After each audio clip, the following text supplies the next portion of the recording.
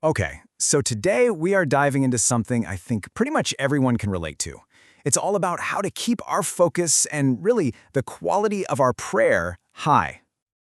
You know the feeling, right? You stand up to pray, your intention is totally there, but just a few moments in, bam, your mind is suddenly making a grocery list or, I don't know, replaying some conversation from earlier. It happens to all of us. That wandering mind is a real challenge. But what if there were ways to actually navigate those moments?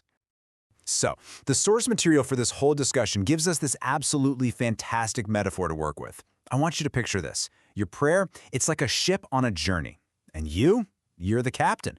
Your whole goal is to get to your destination with complete focus and humility. But just like any real voyage, you're definitely going to face some challenges along the way.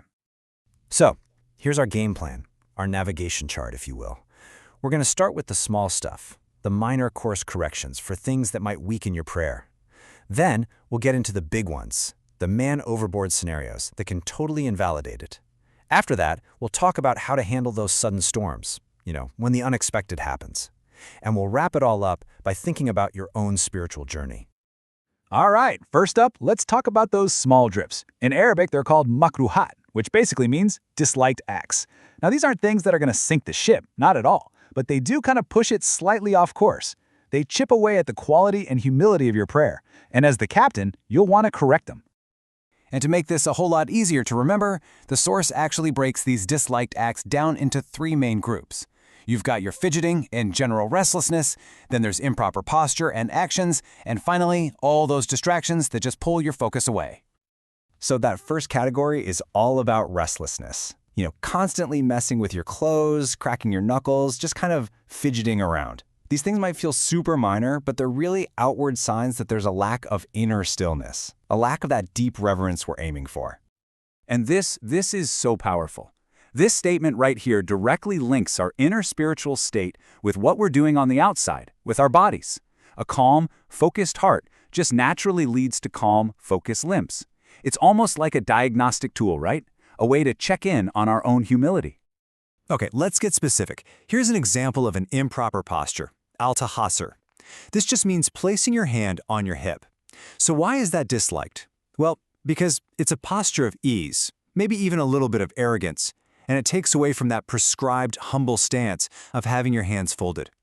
It's a great reminder that every single part of the prayer's form, it has a spiritual purpose. And then we have distractions. Wow, this quote is just so vivid, isn't it? Looking around, letting your eyes wander, it's described as a theft, like Satan is literally stealing moments of your connection, of your focus right out of your prayer.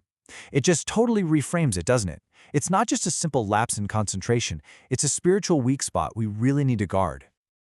Okay, so we've talked about the minor drifts. Now we got to talk about the critical failures, the things that actually invalidate the prayer. These are the real man overboard scenarios. We're talking about actions that completely nullify the prayer. And as the captain, you have to turn that ship all the way around and start the journey over. And this right here, this quote really sets the stage for this whole section. It tells us that prayer is a sacred space, a direct dialogue. It's not the place for our everyday chatter. So if you intentionally speak or eat or drink, really any worldly action that breaks that sacred conversation, it invalidates the prayer. But, it can get a little nuanced. Take crying, for example. Let's say you start crying out loud because you remembered some worldly problem, or you felt a sudden pain. Well, that's considered like speaking, and it invalidates the prayer. But if those exact same tears start flowing because you're thinking about God, or reflecting on heaven and hell, well, that's a sign of increased humility. It actually makes your prayer better. It just goes to show you, intention is everything. And that same kind of nuance applies to laughter too. This table breaks it down so clearly. Look, a simple, silent smile, no problem, no effect. If you laugh quietly, just enough for you to hear it, it invalidates your prayer. But your ablution, your wudu, is okay. However, if you laugh out loud, loud enough for the person next to you to hear you, that's a major disruption. It invalidates not only the prayer itself, but also your wudu. That means you have to go perform ablution all over again before you can restart. All right, so we've covered the small stuff and the really big mistakes. But what about when a sudden storm hits? Something totally unexpected that you didn't cause. This next part is basically our emergency protocol for how to navigate those moments with grace while still following the right guidelines. So let's think about a really practical and pretty common scenario. You're in the middle of your prayer and something involuntary happens, like you get a nosebleed or you suddenly feel really sick. Obviously, you can't just ignore that, so what do you do? Okay, the ruling on this gives us a really clear 3-step process. Step 1, you leave the prayer, but the key is don't speak. Step 2, you go take care of the issue and perform wudu again.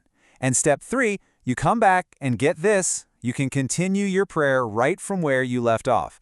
It's really a merciful ruling that helps preserve the effort you already put in. Now, there is one really important clarification here from the source.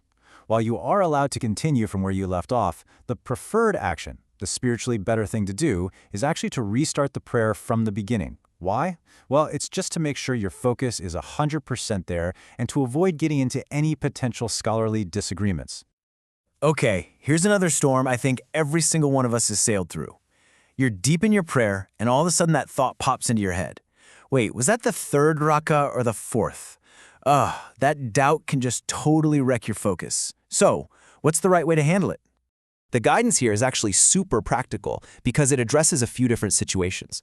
First, if this almost never happens to you, the safest bet is just to restart the prayer. But if this is something that happens to you a lot, you should act on whatever you feel most strongly is correct. And if you are just completely, totally unsure, the rule is to build on what you are certain about. So you assume you prayed the lower number, and then you just complete what's left. All right, so we've charted our course through the disliked acts, the things that invalidate prayer, and even those sudden storms. So now, let's bring it all back home. Back to the main mission, which is your personal spiritual journey and your role as its captain. You know, the whole point of all these guidelines isn't just to give you a long checklist of do's and don'ts. The real goal here is to give you the tools you need to become a more mindful, more present captain. When you understand the path, it's so much easier to stay on it, and that lets you focus less on the mechanics and way more on the actual spiritual connection. And that brings us right to our final thought for today. As the captain of your own ship, I want you to really think about this. What's the biggest storm that distracts you during your prayer? Is it noise around you? Is it thoughts about work, worries? Because if you can identify it, you can start to prepare for it. And that's how you learn to navigate your journey with more focus and more peace every single time.